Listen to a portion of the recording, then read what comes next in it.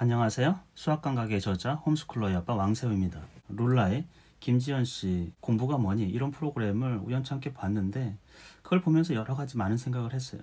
보통은 제가 초등 연령이나 어린 학생들에게 수학에 굉장히 많은 시간과 에너지를 쏟지 말라고 이야기를 합니다. 그 시간에 좋은 책을 읽는 게 훨씬 더 좋다.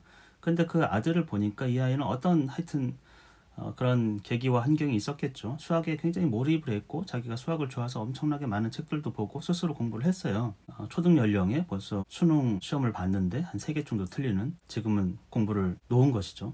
어쨌건 아이가 그것의 삶의 돌파구를 마련하고 또 그 생각에 꽉 차 있었기 때문에 그걸 억지로 하지 말라 할 수가 없는 것이죠. 근데 왜 이 아이가 공부를 그만두는 건 괜찮은데 수학도 그만두었을까? 이런 생각을 좀 하게 되죠.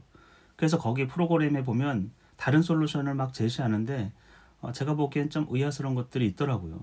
근데 대체로는 그 프로그램이 지향하는 바가 다시 공부를 어떻게 시킬 것인가 이런 문제에 초점을 두고 있기 때문에 엉뚱한 얘기를 해요. 이 천재적이었던 재능을 보였던 아이가 물론 이제 수학에서 엄청 천재적인 재능 이런 것들이 중요하지도 않고 또 그런 것으로 인해 가지고 이 아이가 거의 모든 문제를 풀 것이다 이렇게 생각해서도 안 되거든요.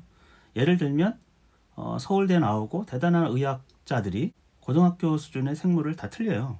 많이 틀려요.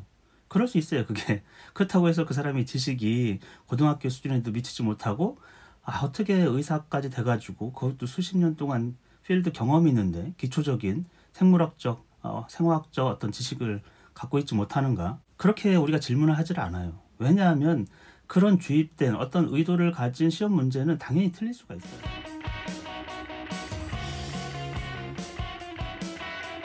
오늘 다 오버로 찍었어요. 난 진짜 어떡해. 너무 창피해요. 에휴, 이게 뭐야 이번엔.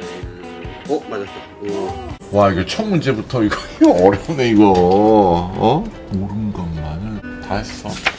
이게 아무튼 이 별로 시험을 치른 의미가 없어. 너무 어렵네요 문제가. 야, 이거 진짜 참 황당하다. 이렇게 어려워요 세상에? 이 20문제 가운데 이게 정답이라고 확신에 차서 푼 게 단 한 문제도 없어. 아우. 이 아이도 수학에 재능이 있어도 약간 꼬아냈고 의도를 가진 어떤 문제에 대해서 잘못 생각할 수도 있고 실수가 있을 수도 있고 사실 풀고자 하는 의욕이 없을 수도 있고 여러 가지 문제로 인해 가지고 틀릴 수 있어요. 의사가 생물을 틀릴 수 있다. 그렇다고 해서 그 기초 지식이 없다고 판단하지 않는데 이 어린아이가 대학 수학 문제도 푸는데 중학교 문제를 못 푸는 것은 뭔가 이제 실력에 의구심을 갖는, 근데 그런 판단 자체가 중요하진 않아요. 그러니까 어떤 솔루션이 제시되냐면 지금 수준을 낮춰가지고 지금 이제 2학년, 3학년 그거부터 이제 수학을 차근차근 다져가지고 다른 과목은 지금 거의 다 찍었다고 했어요. 국어라든지 사회라든지. 그래서 다른 그 수학에서의 성취가 이제 다른 과목으로 확대될 수 있도록. 근데 그건 굉장히 큰 문제가 있어요. 지금 중학교 수학을 푼다고 해가지고 흥미가 생길 것도 아니고 그 성취가 또 다른 데로 확장할 거라는 그런 가능성 자체가 근거 없는 얘기라는 거예요. 근거 없는 희망. 틀이라는 게 있어요. 그 프로그램이 학교 교육이라는 틀, 그리고 공부를 또 해야 된다는 틀, 그리고 아이가 똑똑했으니까 다 잘할 거라는 그런 사고방식, 문제가 굉장히 크다라는 거예요. 우리 교육에 이제 여러 가지 문제점 보여주고 있는데, 예를 들면 데카르트가 대단한 학자죠. 근데 그도 이제 청소년기를 거쳤고 어린 시절이 있었어요. 학교에서 오전 수업을 거의 통째로 다 빠졌어요. 체력이 좀 좋지 못했기 때문에 빠졌을 것이다 이렇게 얘기했지만 사실 데카르트는 일어나기 싫었겠죠. 제 생각은 그래요. 데카르트가 아침 수업에 빠진 것은 그 당시 아침 오전 수업은 가장 중요하다고 생각하는 거, 신학적으로 기도하고 예를 들면 성경 이런 것들 있죠. 근데 데카르트는 그런 것을 배우고 싶지 않았을 거예요. 분명히. 그래서 여러 가지 핑계로 이제 아침에 미적미적거리고 지각하고, 그래서 부모님이 학교에 교장 선생님한테 얘기해가지고 우리 아이는 특성이 그렇고 좀 체력이 좋지 못하니까 오전 수업을 좀 빼달라고 요청을 한 거예요. 그러니까 우리가 갖고 있는 틀을 완전히 벗어난 거예요. 보통 부모님 같았으면 아들을 닥달했겠죠. 빨리 일어나라고. 근데 데카르트는 워낙에 또 귀족 집안에다 집안이 엄청 좋아요. 그 지역, 그러니까 교장 선생님이 이 아이를 어떻게 할 수 없을 정도였겠죠, 사실은. 그러니까 우리가 우리 자녀를 볼 때는 너는 시스템과 틀 속에 껴맞춰야 돼. 거기에 적응해야 돼. 이렇게 봤지만 데카르트의 부모님은 데카르트를 그렇게 보진 않았던 거죠. 그 아들을. 왜냐하면 그 틀에 맞출 필요가 없는 거예요. 사실 그 존재 자체가 워낙에 신분적으로 뛰어났기 때문에 능력이 뛰어난 게 아니에요. 그게. 그러니까 우리도 어떤 틀을 좀 뛰어넘는 생각을 할 수 있어야겠죠. 도덕관념을 거기다 붙일 필요가 없어요. 아침에 지각하는 아이가 게으르고 나태하고 태만하고 뭔가 성실치 못하고 그런 도덕적 딱지를 붙일 필요가 없다라는 거예요. 근데 우리 아이들이 지금도 수도 없이 그런 딱지를 붙이거든요.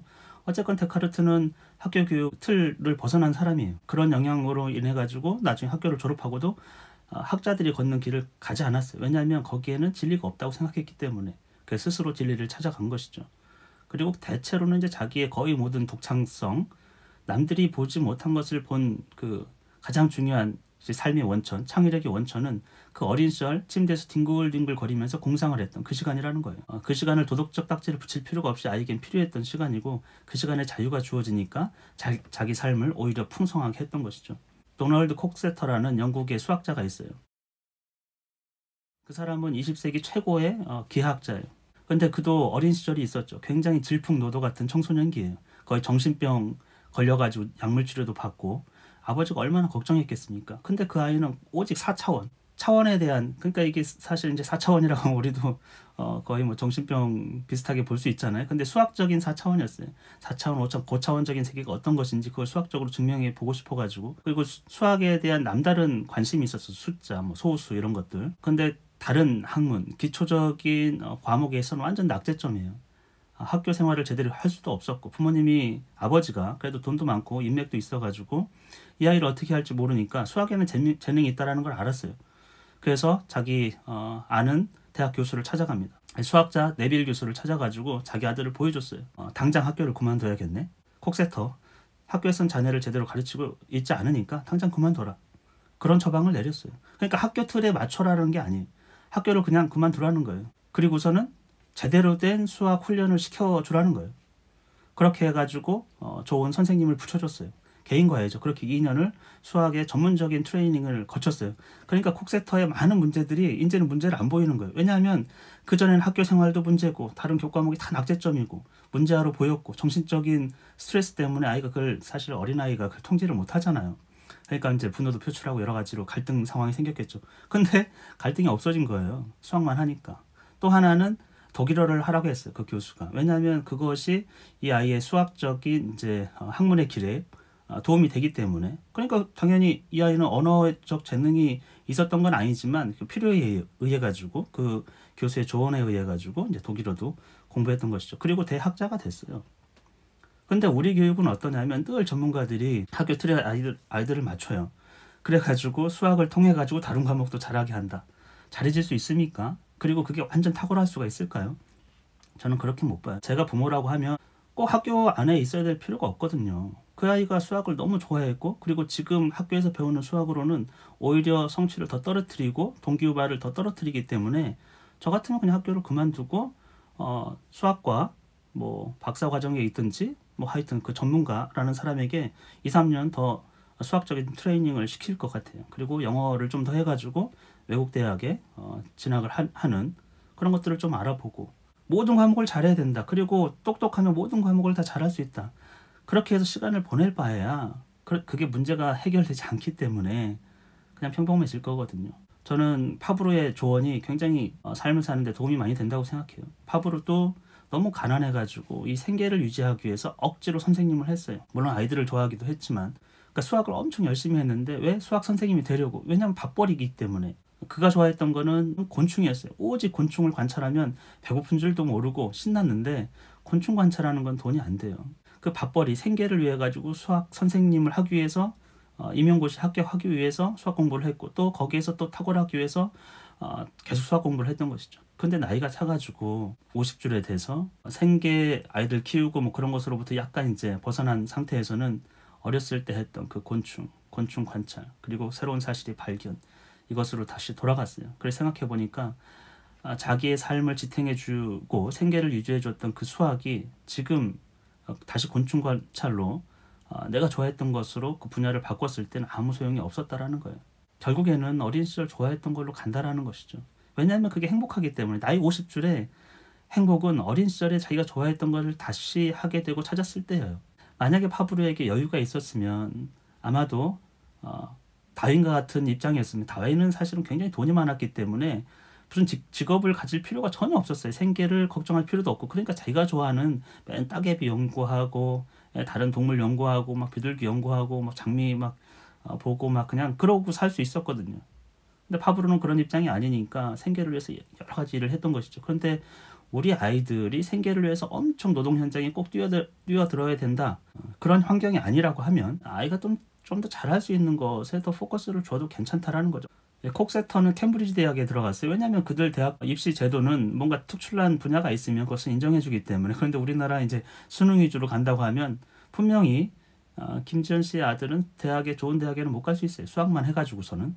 외국 대학은 갈 수 있겠죠. 분명히 재능이 있으면 받아주니까. 그러니까 너무 이렇게 한국 교육의 틀을 맞출 필요는 없다라는 것이에요.